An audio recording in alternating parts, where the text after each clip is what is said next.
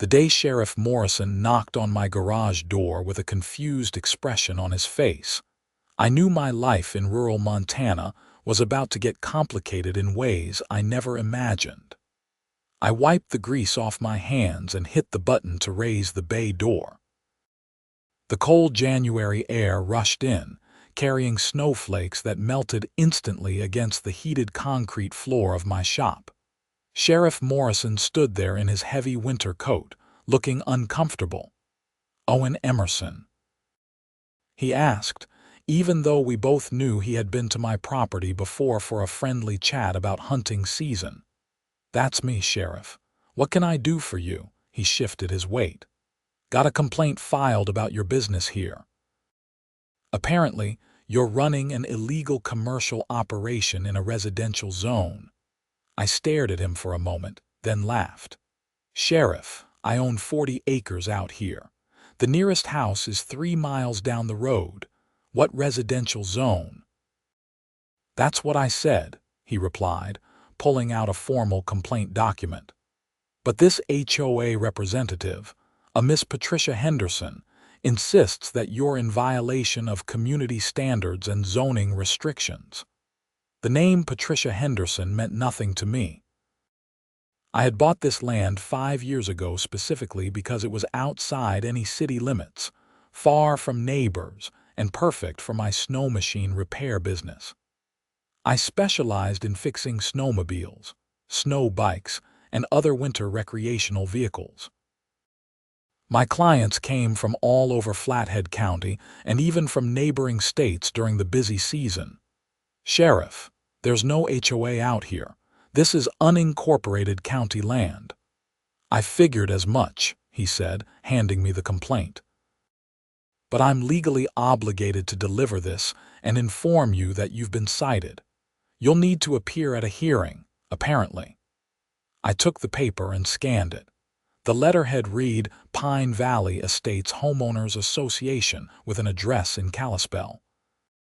The complaint listed numerous violations including operating a commercial garage, excessive noise, unsightly vehicles on the property, and environmental hazards from fuel storage.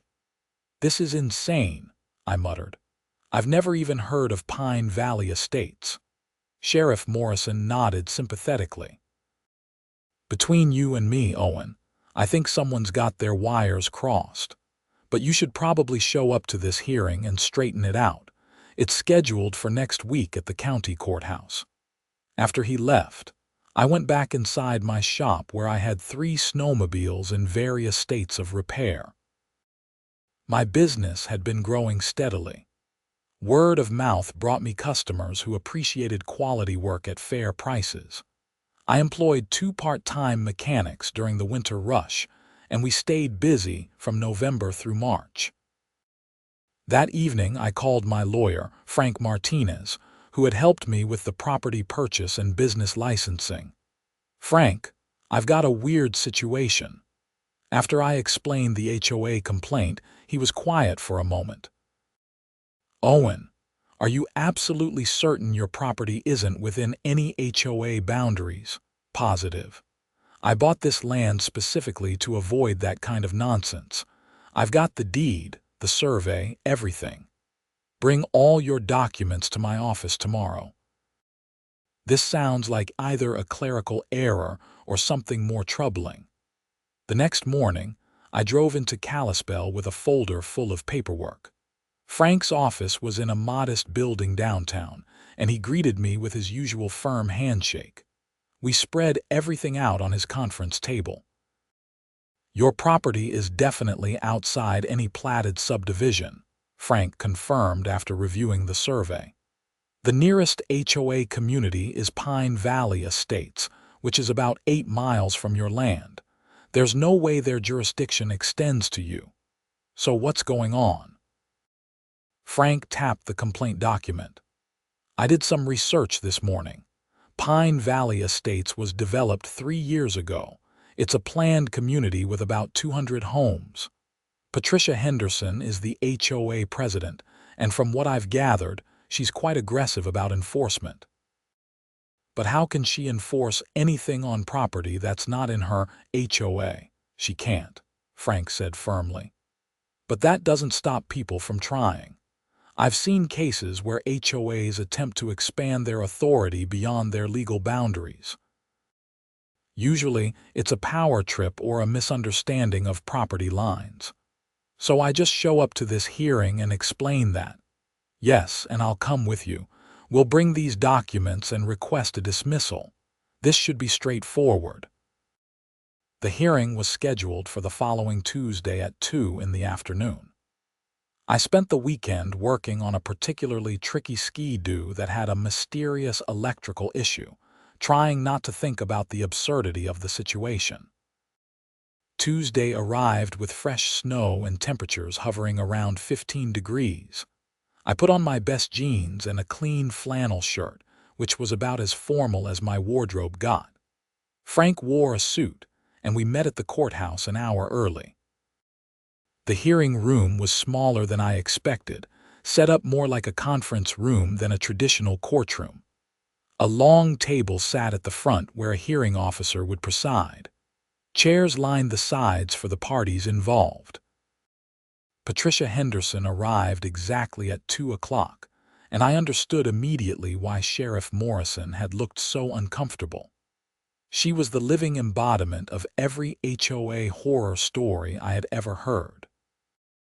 Middle-aged, with precisely styled blonde hair, designer glasses, and an expression that suggested she smelled something unpleasant. She carried a leather portfolio and was flanked by another woman who looked equally stern. "That's her," Frank whispered. "The other woman is Deborah Klein, the HOA vice president." The hearing officer, a retired judge named Harold Pearson, entered and everyone sat. He reviewed the complaint silently for a few minutes, then looked up at us. "Mr. Emerson, you're here regarding a complaint filed by the Pine Valley Estates HOA about your property. Do you have representation?" Frank stood. "Frank Martinez, representing Mr. Emerson, Your Honor. This isn't a formal court proceeding, Mr. Martinez, but I appreciate the courtesy." "Now, Miss Henderson, can you explain the basis of your complaint?" Patricia stood smoothly. "Your Honor, Mr. Emerson is operating a commercial garage in clear violation of our community covenants. The noise, traffic, and visual blight are affecting property values and the peaceful enjoyment of our neighborhood." Judge Pearson nodded. "And your neighborhood is Pine Valley Estates." "That's correct. Mr. Martinez, your response." Frank opened his folder. "Your Honor, this complaint should be dismissed immediately. Mr. Emerson's property is not within Pine Valley Estates or any other HOA jurisdiction. I have the property survey, deed, and county zoning maps that clearly show his land is outside the boundaries of Miss Henderson's authority." He passed copies to both the judge and Patricia. I watched her face as she scanned the documents. Her expression didn't change, which worried me. "Miss Henderson," Judge Pearson said after reviewing the papers, "these documents appear to show that Mr. Emerson's property is not within your HOA boundaries. How do you respond?" Patricia smiled tightly. "Your Honor, while Mr. Emerson's property may not be technically within our platted subdivision, his activities directly impact our community. The legal principle of nuisance allows us to seek remedies for activities that affect our properties, regardless of precise boundary lines." I felt my jaw clench. This woman was actually arguing that she could control what I did on my own land, miles away from her precious subdivision. Frank remained calm. "Your Honor, nuisance claims are a separate matter from HOA enforcement. Ms. Henderson filed this complaint as an HOA action, claiming violations of covenants that simply don't apply to Mr. Emerson. She has no standing in this forum." Judge Pearson leaned back in his chair. "Ms. Henderson, have you actually visited Mr. Emerson's property?" "I have not personally, but I've received numerous complaints from residents. Complaints about what, specifically? Patricia opened her portfolio. Noise from engines and power tools, bright lights at night, excessive vehicle traffic, and the unsightly appearance of damaged snowmobiles visible from the road. From which road? Judge Pearson asked. There was a pause. I'm sorry. Which road provides a view of Mr. Emerson's property? And how far away are these complainants? Patricia seemed to realize she was on thin ice. The exact distances vary, but the impact on our community is clear. Judge Pearson looked at me directly. Mr. Emerson, tell me about your operation. I stood, feeling awkward. Your Honor, I run a Snowmachine repair shop. I've got a large garage on my property where I fix snowmobiles and similar equipment. I'm licensed with the county. I follow all environmental regulations for fuel storage and waste disposal, and my business hours are reasonable. Most importantly, I'm 40 acres of private land, 3 miles from the nearest neighbor. How many vehicles do you have on your property? At any given time? Maybe a dozen, depending on how busy we are. They're all related to my business, either customer machines or parts donors. And the noise. We run engines during testing, and we use standard shop tools. But again, Your Honor, the nearest home is 3 miles away. I don't see how anyone could be disturbed. Judge Pearson turned to Patricia. Miss Henderson, are any of your Pine Valley Estates residents located within 3 miles of Mr. Emerson's property? She hesitated. The development is expanding, and we have planned phases that will extend closer to that area. Planned phases. So currently, none of your residents are actually near Mr. Emerson. Our easternmost lots are approximately 8 miles from his location. The judge removed his glasses and cleaned them slowly. Miss Henderson, help me understand this. Your HOA, which governs a subdivision 8 miles away from Mr. Emerson's property, is attempting to enforce covenants against him for activities on land that's not within your jurisdiction, based on complaints from residents who are too far away to be realistically impacted by his business. Patricia's composure cracked slightly. Your Honor, we're trying to protect our community's interests. Mr. Emerson's business is exactly the kind of commercial operation that our residents moved to Pine Valley Estates to escape. Then they succeeded, Judge Pearson said dryly. They're 8 miles away from it. Frank seized the moment. Your Honor, I move for immediate dismissal of this complaint. The HOA has no jurisdiction, no standing, and frankly, no legitimate grievance. This appears to be an attempt to harass my client and interfere with his lawful business. Judge Pearson nodded slowly. Before I rule, Miss Henderson, I want to ask you something directly. Did you or anyone from your HOA board actually verify that Mr. Emerson's property was within your jurisdiction before filing this complaint? Patricia's silence was telling. I'll take that as a no, the judge continued.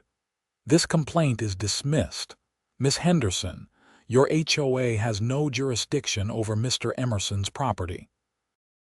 The covenants and restrictions of Pine Valley Estates do not apply to land outside your platted subdivision, and they certainly don't extend 8 miles beyond your boundaries. If you believe Mr. Emerson's business creates a legitimate nuisance, that's a separate legal matter that you would need to pursue through proper channels with actual evidence of harm. But this HOA enforcement action is entirely without merit. He signed a document and handed it to the clerk. Mr. Emerson is free to continue his business without interference from the Pine Valley Estates HOA. This ruling is final. I felt relief wash over me, but Patricia wasn't finished. Your Honor, with respect, I intend to file an appeal. This decision sets a dangerous precedent that allows commercial operations to encroach on residential communities. You're free to appeal, Miss Henderson, but I doubt you'll find success. Mr. Emerson isn't encroaching on anything. He owns private land outside your community and operates a legal business. The fact that you don't like it is irrelevant.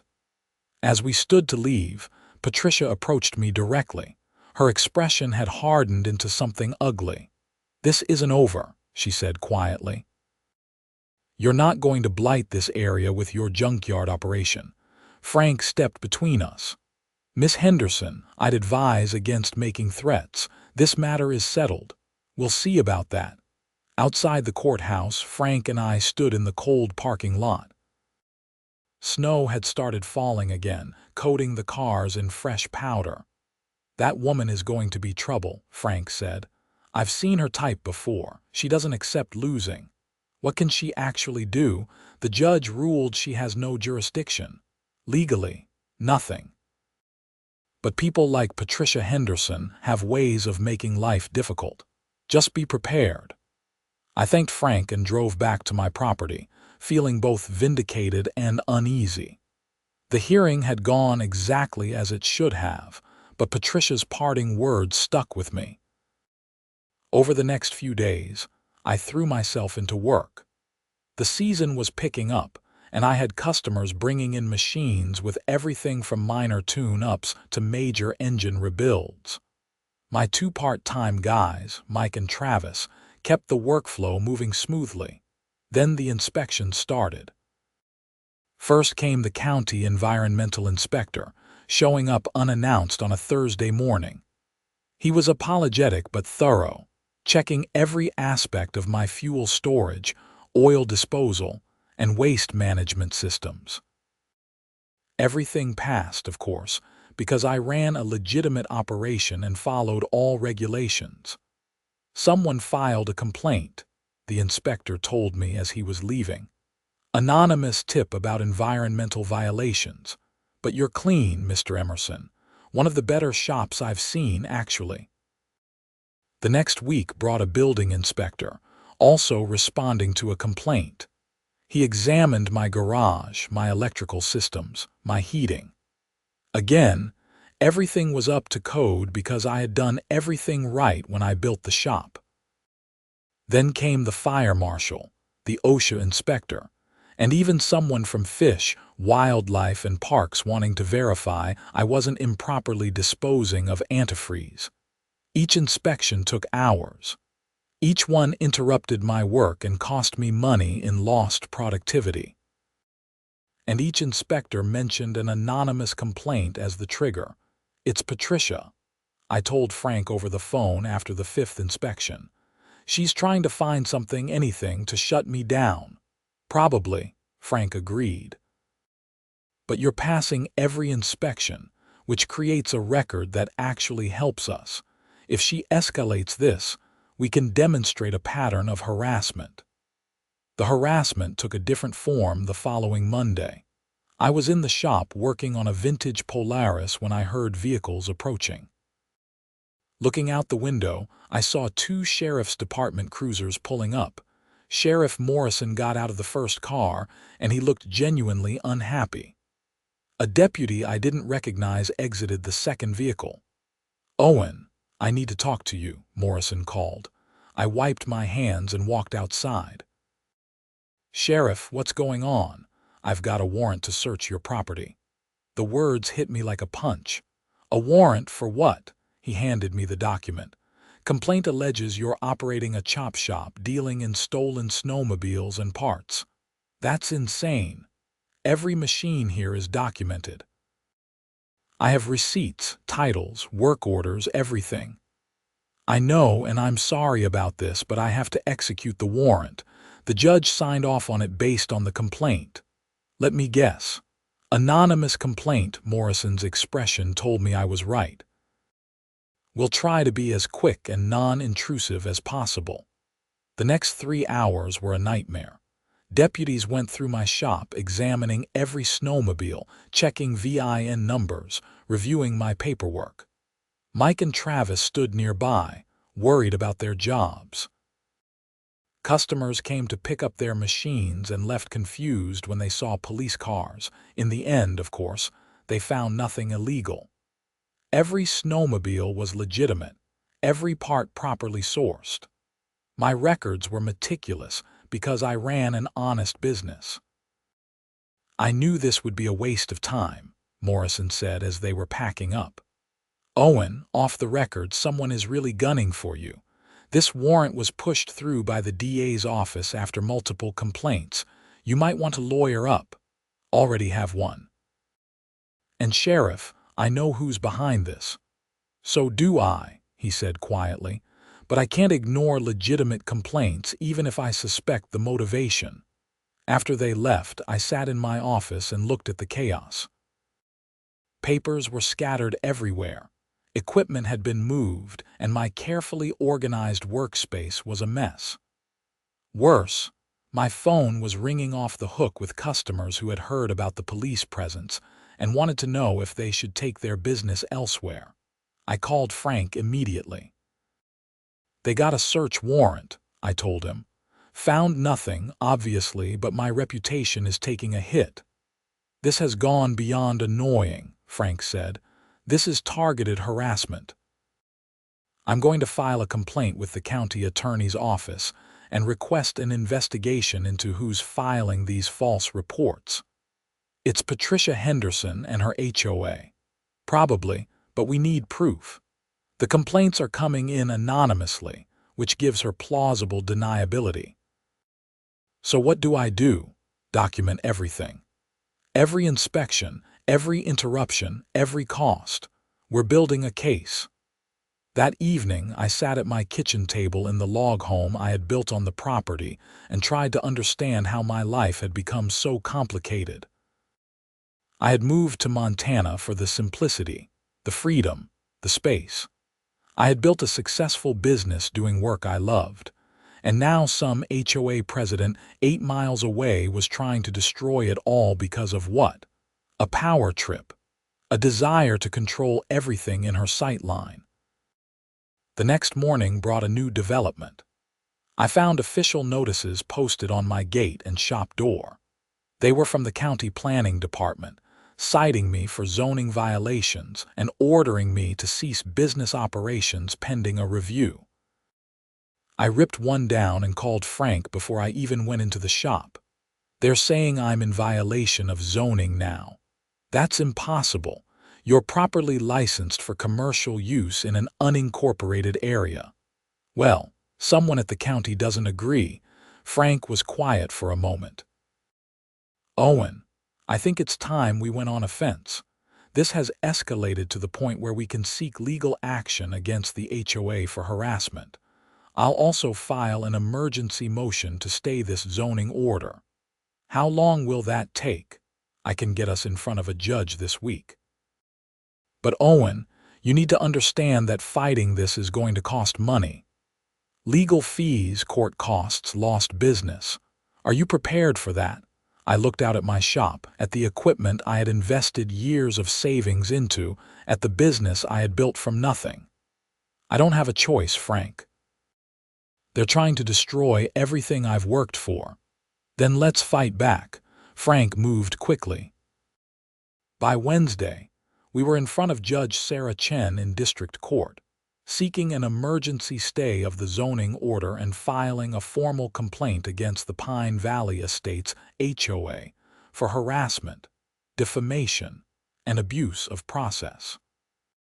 The county was represented by an assistant county attorney named Richard Yates, who looked uncomfortable as he explained the zoning order. "Your Honor, the planning department received multiple complaints about Mr. Emerson's operation. Upon review, there were questions about whether his property use was consistent with county regulations." Judge Chen, a sharp woman in her 50s, reviewed the file. "Mr. Yates, according to these documents, Mr. Emerson has been properly licensed for commercial operation for 5 years. What changed?" The complaints raised concerns that required a fresh review. "From whom?" Yates hesitated. "The complaints were filed anonymously, Your Honor." Frank stood. Your Honor, this is part of a clear pattern of harassment. My client operates a legitimate business on properly zoned land. After an HOA incorrectly tried to assert jurisdiction over his property, he's been subjected to a barrage of inspections, a search warrant, and now this spurious zoning order. All of these actions trace back to complaints from what I believe is a single source with a vendetta. A serious accusation, Mr. Martinez, Judge Chen said. Can you support it? I can, Your Honor. We've subpoenaed records from the county showing the dates and nature of all complaints filed against Mr. Emerson. While filed anonymously, they all reference the same concerns and use remarkably similar language. Furthermore, they all began immediately after the HOA hearing where Pine Valley Estates was told they had no jurisdiction over Mr. Emerson's property. Frank presented a chart he had prepared showing the timeline. It was damning. Before the HOA hearing, no complaints. After the hearing, a flood of them. Your Honor, Frank continued, we're also asking the court to order the disclosure of the identity of these anonymous complainants. Mr. Emerson has a right to face his accusers, and we believe they are all connected to the HOA president, Patricia Henderson. Judge Chen looked at Yates. Mr. Yates, the county has no independent basis for this zoning action beyond these complaints. The planning department felt they warranted investigation, Your Honor.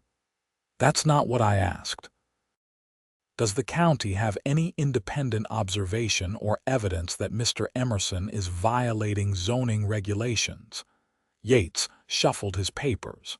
Not beyond the complaints, Your Honor.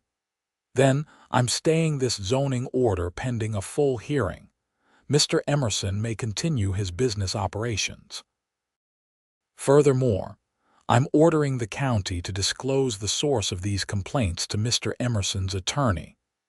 If someone has concerns about his operation, they need to make them openly, not hide behind anonymity while weaponizing county resources. It was a victory, but I could see Frank wasn't satisfied. Your Honor, regarding our complaint against the Pine Valley Estates HOA, I'll hear arguments on that next week.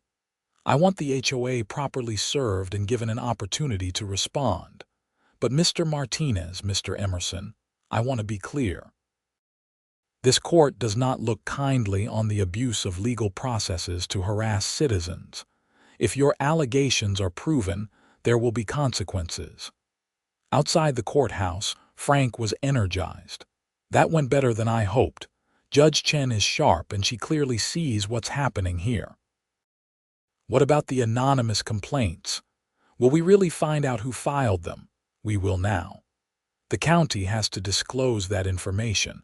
I'm betting we'll find Patricia Henderson's name or someone closely connected to her on every single one. Frank was right.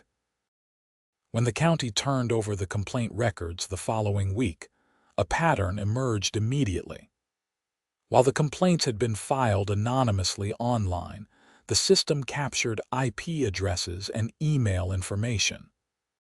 Frank hired a tech consultant who traced 7 of the 9 complaints to computers at the Pine Valley Estates HOA office and Patricia Henderson's home computer. The remaining 2 complaints came from email addresses registered to Deborah Klein, the HOA vice president, and another HOA board member named Susan Rothman. This is gold, Frank said, spreading the evidence across his conference table. They were stupid enough to file complaints from their own computers. So what happens now? Now we prove that the HOA, as an organization, conspired to harass you. We'll depose Patricia, Deborah, and Susan.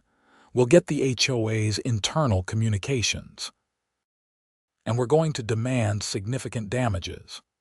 The depositions were scheduled over the next 2 weeks. Frank subpoenaed emails, text messages, and meeting minutes from the Pine Valley Estates HOA board. What we discovered was worse than I had imagined. The HOA had discussed me at multiple board meetings. The minutes showed Patricia had made my business a personal crusade, convincing other board members that my operation would hurt property values if the planned expansion of Pine Valley Estates moved forward.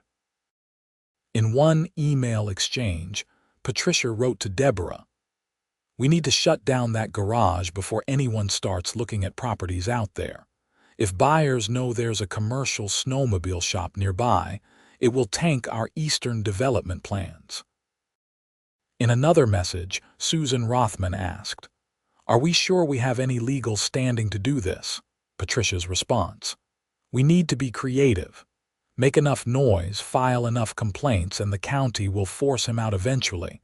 It wasn't just harassment. It was a coordinated conspiracy to destroy my business for the HOA's financial benefit. When Patricia Henderson was deposed, Frank eviscerated her. I sat in the conference room and watched as she tried to maintain her composure under questioning. "Miss Henderson, you knew that Mr. Emerson's property was outside your HOA's jurisdiction, didn't you? I believed our covenants gave us authority over the surrounding area's development. That's not what I asked. You reviewed the survey and property documents. You knew factually that his property was not within Pine Valley Estates." Patricia's lawyer, a tired-looking man named Gerald Foster, objected weakly. "That calls for speculation." "No, it calls for honesty," Frank replied. "Miss Henderson, yes or no, after reviewing the property documents, did you know Mr. Emerson's land was outside your HOA boundaries?" "Yes," she finally admitted, "but our residents' interests extend beyond the technical boundary lines." "So you filed complaints with the county, claiming violations of HOA covenants you knew didn't apply to Mr. Emerson. We were protecting our community." Frank slid a printed email across the table. "Is this your email address?" "Yes." "Did you write this email to Deborah Klein where you state, and I quote, 'We need to shut down that garage before anyone starts looking at properties out there'?" Patricia's face flushed. "That was taken out of context." "What context makes that acceptable, Miss Henderson?" "You were conspiring to destroy Mr. Emerson's legal business to protect your HOA's development interests." "I was protecting property values. By filing false complaints with county agencies, by triggering inspections and a police search warrant, by attempting to force the closure of a legally operating business." Gerald finally found his spine. "My client doesn't have to answer these inflammatory questions." "They're not inflammatory, they're factual," Frank said coldly, "and Miss Henderson will answer them in court if she prefers." The deposition continued for 3 more hours. By the end, Patricia's careful composure had completely crumbled. She admitted to coordinating with other board members to file complaints, acknowledged that the HOA had no direct evidence of any actual violations, and confirmed that the primary motivation was fear that my business would impact their development plans. Deborah Klein's deposition was even more damaging. Unlike Patricia, Deborah seemed to feel genuine remorse. "I just went along with what Patricia suggested," she said quietly. "She made it sound like we were protecting the neighborhood." "Did you personally observe any problems with Mr. Emerson's business?" "No. I've never been to his property." "Did you file a complaint with the county about his operation?" "Yes. Patricia asked me to. She said we all needed to submit complaints to show a pattern." "Did Patricia tell you what to write in your complaint?" Deborah nodded miserably. "She sent us all a template. We were supposed to use our own words but hit the same points." Frank looked up from his notes. "Miss Klein, do you understand that filing false reports with government agencies is a crime?" "I didn't think it was false at the time. Patricia made it sound like he was doing something wrong." By the time we had finished all 3 depositions, and reviewed the HOA's internal documents, Frank had built an overwhelming case. The Pine Valley Estates HOA, led by Patricia Henderson, had engaged in a deliberate campaign to harass me and destroy my business using false complaints and abuse of county processes. "They're going to want to settle," Frank told me. "No sane lawyer is going to let this go to trial." "I don't want money," I said. "I want them to leave me alone." "You'll get both. Owen, what they did goes beyond civil harassment. Some of this could be criminal. Filing false police reports, conspiracy to deprive you of property rights, abuse of process. I'm going to contact the county attorney about criminal charges." I hadn't thought about criminal prosecution, but as Frank explained the legal implications, it made sense. Patricia and her board hadn't just been annoying. They had weaponized government agencies, wasted taxpayer resources, and filed demonstrably false complaints. The county attorney, a veteran prosecutor named Margaret Walsh, agreed to meet with us. We presented the evidence in her office, laying out the timeline and the HOA's internal communications. Walsh reviewed everything with a practiced eye. "This is troubling. False reporting, conspiracy, possibly even attempted extortion if you can show they wanted to force you out for financial reasons." "The emails are pretty clear about that," Frank said. "They wanted to shut down his business to protect their development plans." Walsh nodded slowly. "Let me review this with my team. If we proceed with charges, it'll be serious. HOA board members could face jail time." "Good," I said, surprising myself with the anger in my voice. "They tried to destroy my life." A week later, Walsh called Frank. The county was moving forward with criminal charges against Patricia Henderson, Deborah Klein, and Susan Rothman. The charges included conspiracy, filing false police reports, and abuse of process. The news hit Pine Valley Estates like a bomb. According to a friend who lived in Kalispell, the HOA held an emergency meeting where residents demanded explanations. Many homeowners had no idea what their board had been doing in their name. Patricia was arrested on a Thursday morning. The local news covered it, and by evening my phone was ringing with reporters wanting comments. I declined all interviews, but Frank issued a statement on my behalf. "Mr. Emerson is a law-abiding businessman who was targeted by HOA officials who abused their positions and manipulated government resources for personal gain. He's pleased that justice is being served and hopes this sends a message that such behavior will not be tolerated." The settlement negotiations for the civil case moved quickly. Gerald Foster, representing the HOA, was clearly desperate to resolve things before trial. "The HOA is prepared to offer $50,000 and a formal apology," he said during a settlement conference. Frank laughed. "50,000. Gerald, your clients cost my client tens of thousands in lost business, legal fees, and reputational damage. They subjected him to months of harassment and multiple groundless investigations. Try again. What are you looking for?" $250,000. A public apology from the HOA, Patricia Henderson's immediate resignation as HOA president, and a permanent injunction prohibiting the HOA from any further interference with Mr. Emerson's property or business. Gerald blanched. "The HOA can't afford that." "Then they'll have to assess their members. Actions have consequences." The negotiations continued for days. Finally, the HOA agreed to pay $175,000, issue a formal public apology, and accept the permanent injunction. Patricia, Deborah, and Susan all resigned from the board. The criminal case took longer. Patricia fought the charges, maintaining that she had done nothing wrong and was simply protecting her community. Deborah and Susan both accepted plea deals, receiving probation and community service in exchange for testifying against Patricia. The trial was held in March, almost a year after Patricia had first filed her complaint against me. I attended every day of the 3-day trial, watching as prosecutors methodically laid out the evidence. The jury deliberated for less than 4 hours.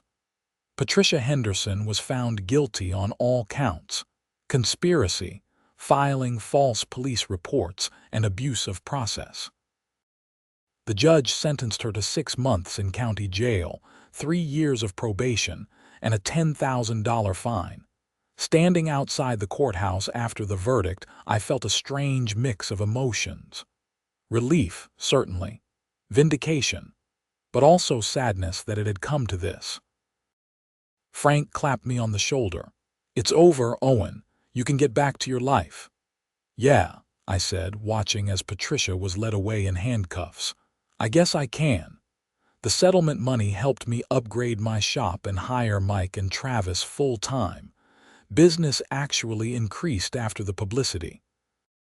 Apparently, a lot of people admired someone who stood up to an overreaching HOA. Pine Valley Estates elected a new board that immediately adopted a policy against interference with properties outside their jurisdiction. They even sent me a formal letter of apology beyond the one required by the settlement. Sheriff Morrison stopped by one afternoon in late spring, after the snow had melted, and I had shifted to doing maintenance work and summer storage. "Just wanted to check in," he said.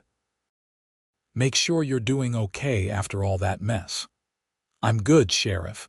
Business is strong and I'm not looking over my shoulder anymore." "Good. For what it's worth, I'm sorry you had to go through that." Patricia Henderson put a lot of people through a lot of trouble because she couldn't handle not getting her way. She's still in jail, released last week actually. Time off for good behavior.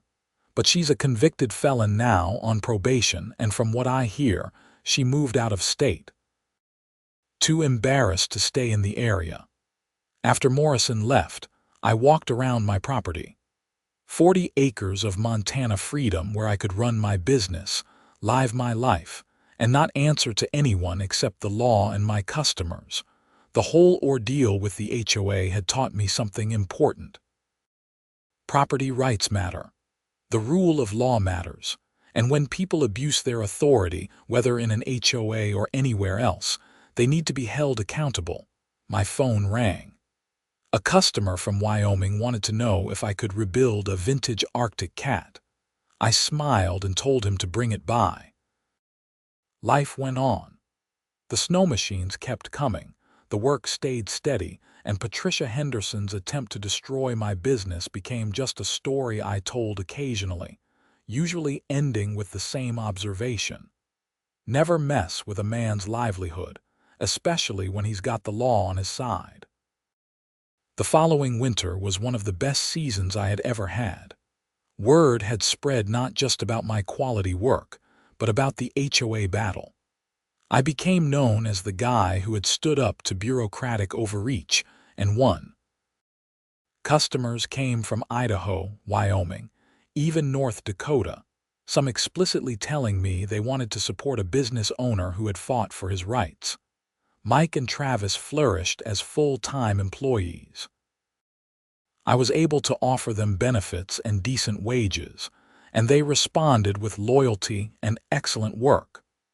We expanded the shop's capabilities, adding a dyno for performance tuning and investing in specialized diagnostic equipment.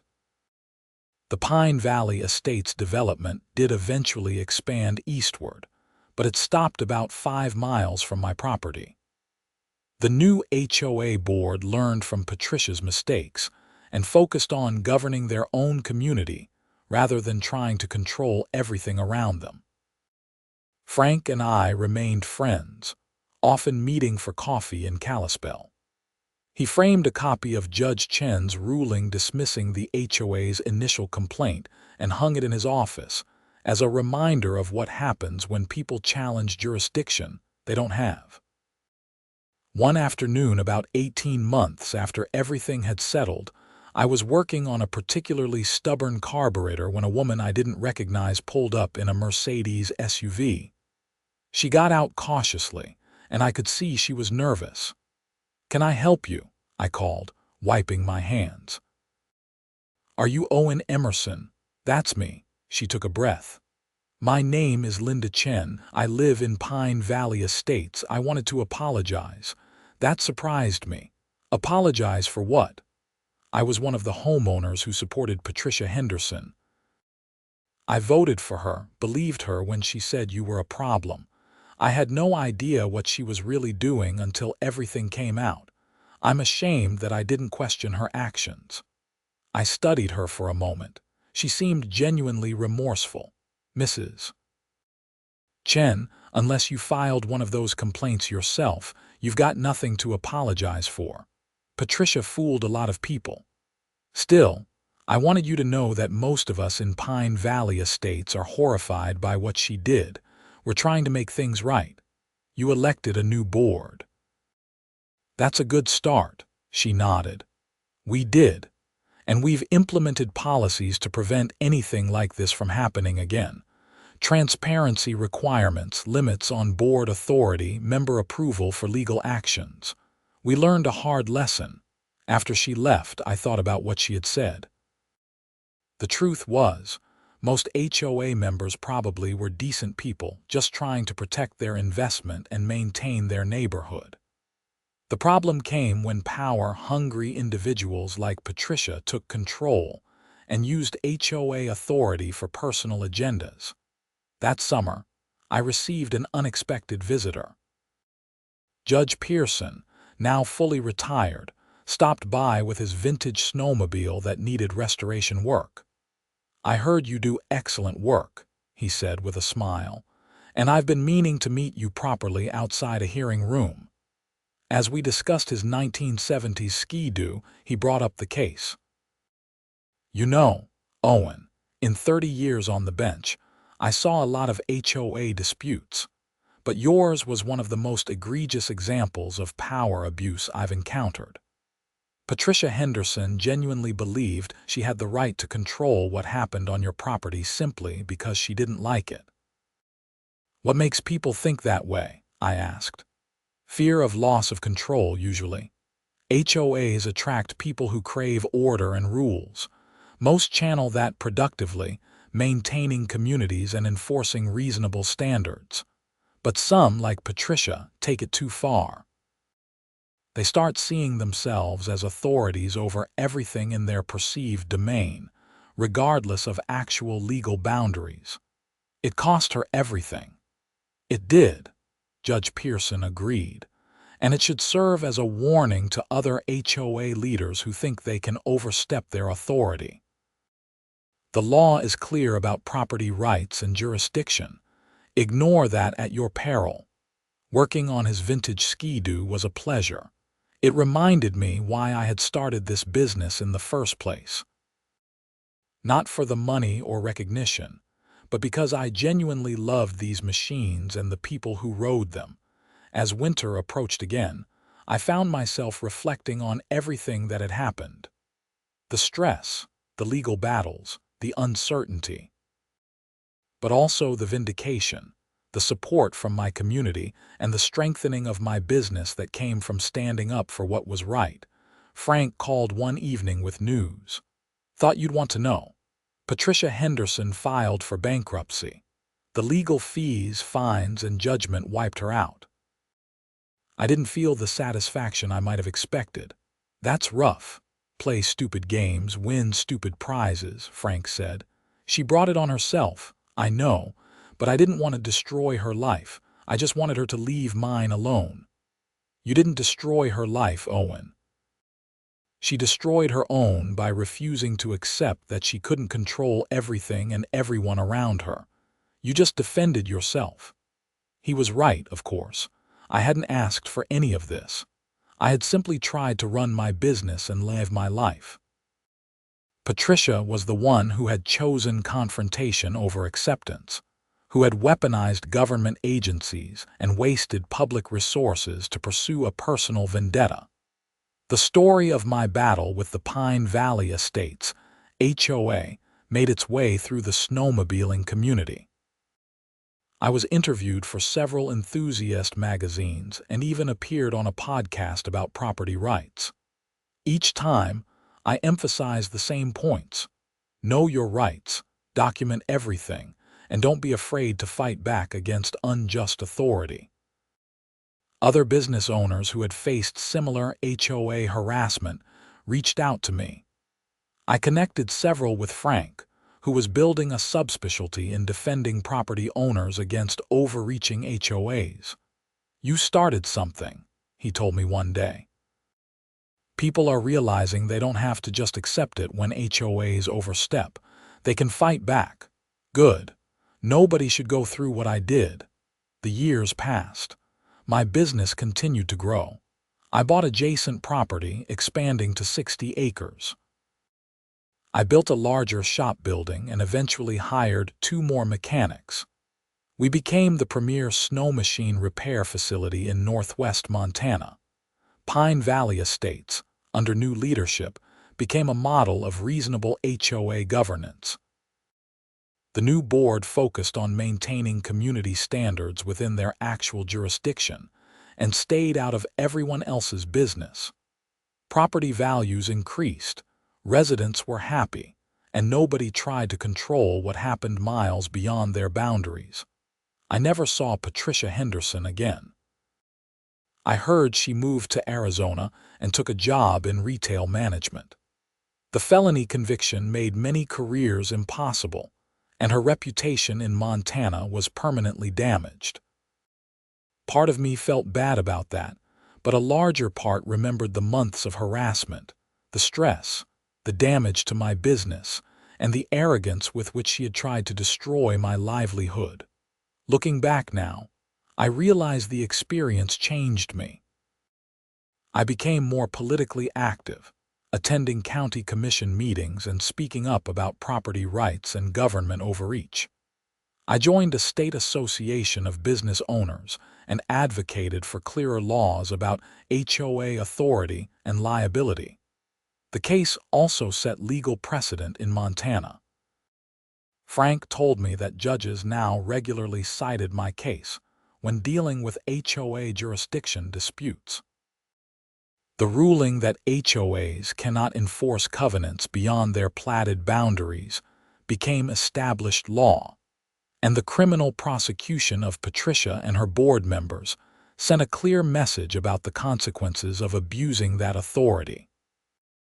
On a cold December evening 5 years after everything started, I was closing up the shop when a young couple pulled up. They introduced themselves as potential customers, but said they mainly wanted to meet me. "We're buying property out this way," the husband explained. "We're so glad to find a good repair shop nearby." His wife added, "We read about what happened with the HOA. That's actually part of why we're buying out here instead of in a subdivision. We don't want to deal with that kind of control." After they left, I stood in my shop and looked around at everything I had built. The equipment, the business, the reputation, the life. Patricia Henderson had tried to take it all away because it didn't fit her vision of how the area should be developed. She had failed. Not because I was particularly strong or clever, but because the law was on my side and I had been willing to fight for my rights. The wind picked up outside, blowing snow across my property. 40 acres, soon to be 60. My land, my business, my life. Protected by law, earned through hard work, and defended successfully against those who thought their authority extended beyond its legal boundaries. I locked up the shop and walked to my house. Tomorrow would bring more snow machines, more customers, more work.